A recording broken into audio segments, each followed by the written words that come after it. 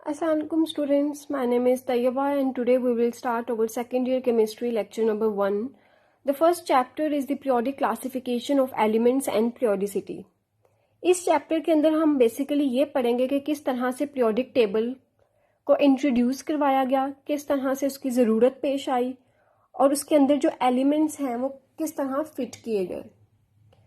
तो सबसे पहले तो ये बहुत एक बेसिक नीड थी हमारे लिए पीरियोडिक टेबल को समझने के लिए कि सारे फैक्ट्स एंड फिगर्स को डाल के हम कैसा एक टेबल बनाएं, एक सिंपल लॉजिकल पैटर्न बनाएं जिसके अंदर तमाम तर जो एलिमेंट्स थे वो प्रॉपरली फिट हो सकें।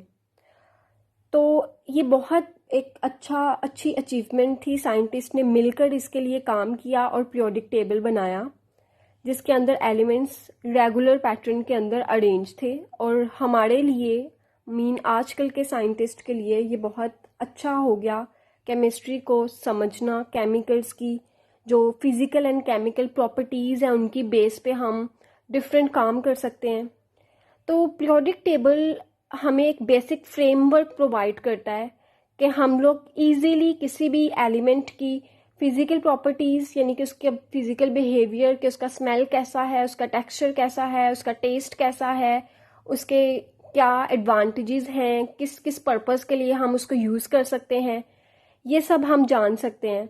और उसकी केमिकल प्रॉपर्टीज़ के ये किस तरह से बाकी एलिमेंट्स के साथ, बाकी केमिकल्स के साथ ये किस तरह से रिएक्ट कर सकता है, क्या क्या इसकी, ये एसिडिक है, आइदर ये बेस है या और एसिडिक है, इसकी पीएच क्या है, इसकी पीएच वैल्यू की बेस पर हम फर्दर इसके साथ रिएक्शंस करवा सकते हैं। तो ये सब कुछ पॉसिबल नहीं था अनटिल के इनके फिजिकल और केमिकल बिहेवियर को पढ़ा जाता। तो ये ऑलरेडी हमारे लिए साइंटिस्ट ने ये किया। तो पीरियोडिक टेबल हमारे लिए इस वजह से बहुत ज़्यादा बेनिफिशियल है। अगर हम हिस्टोरिकल बैकग्राउंड देखें कि किस साइंटिस्ट ने क्या काम किया हिस्ट्री के अंदर, तो हमें पता चला कि सबसे पहले जो एक साइंटिस्ट था अल-राज़ी, उसने क्या किया, उसने एलिमेंट्स को अरेंज किया on the basis of their physical and chemical properties. उसके बाद एक सेकंड साइंटिस्ट आया डुबिडिनियर।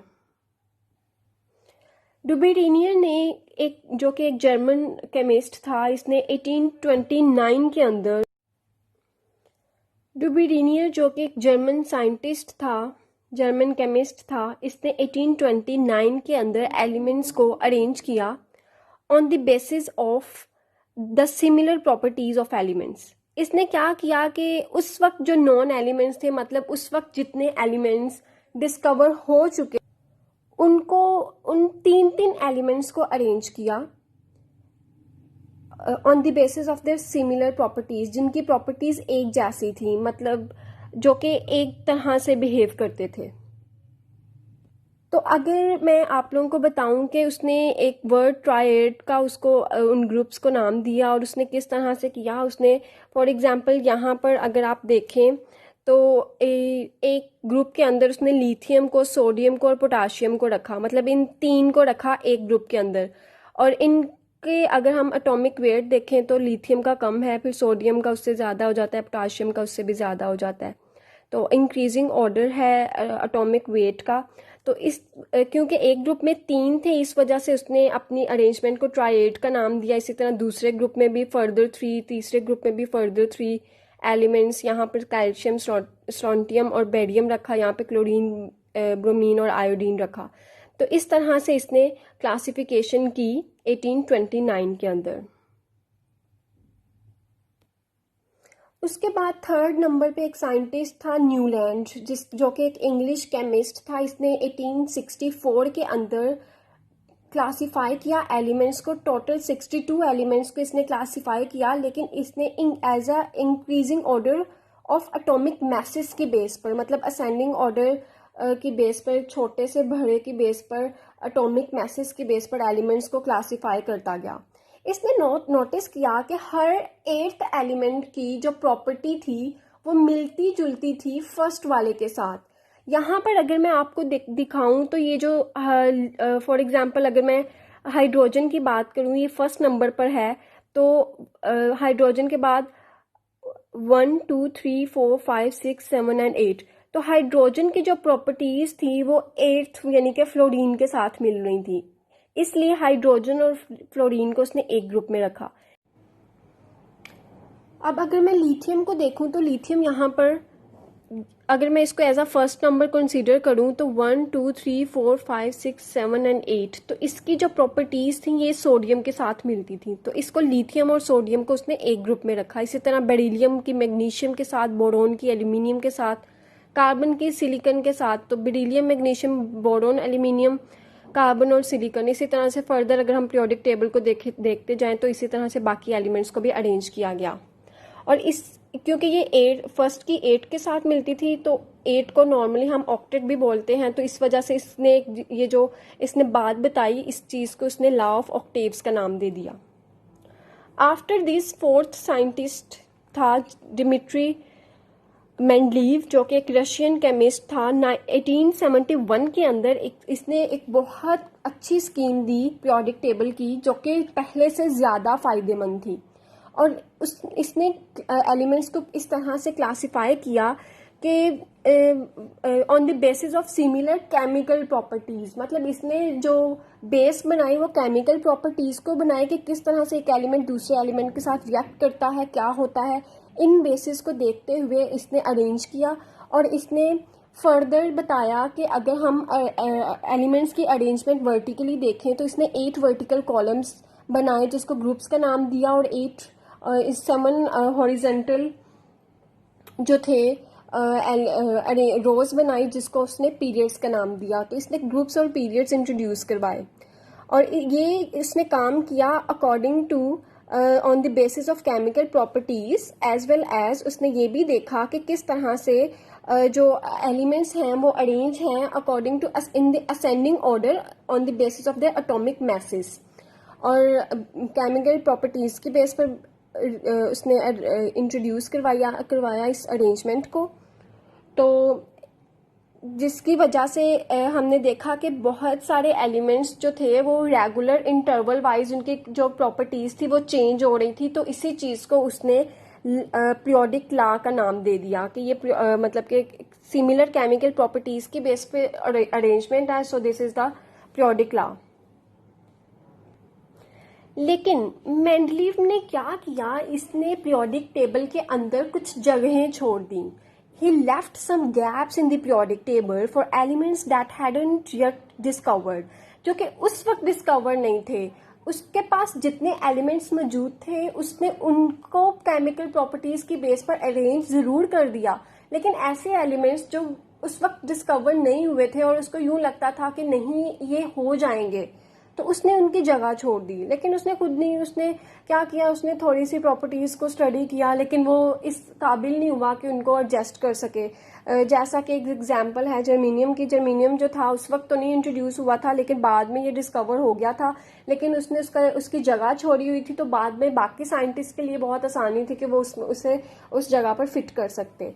तो बाद में मेंडलीव के पीरियोडिक टेबल में जो उसने गैप्स छोड़े थे या फर्दर इसमें थोड़ी इम्प्रूवमेंट्स की गई, तो एक साइंटिस्ट था मोजली, 1911 में इसने कुछ इंट्रोड्यूस करवाया। इसने बताया कि एलिमेंट्स को इसने एटॉमिक नंबर की बेस पर जो था वो क्लासिफाई किया।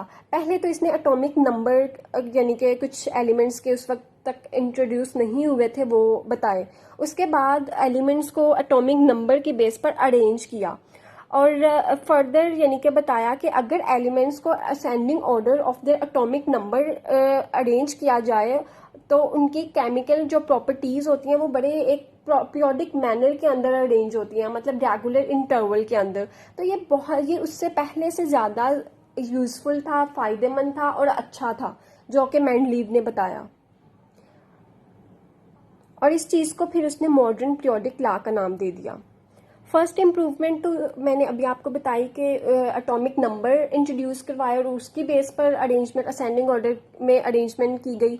सेकेंड इम्प्रूवमेंट ये हुई कि एक एक्स्ट्रा ग्रुप 8 इंट्रोड्यूस करवाया गया at the extreme right of the periodic table. मतलब इस तरह से अगर वर्टिकल ग्रुप्स थे तो लास्ट वाला जो 8th वाला था वो इन्होंने इंट्रोड्यूस करवाया after the Mendeleev periodic table.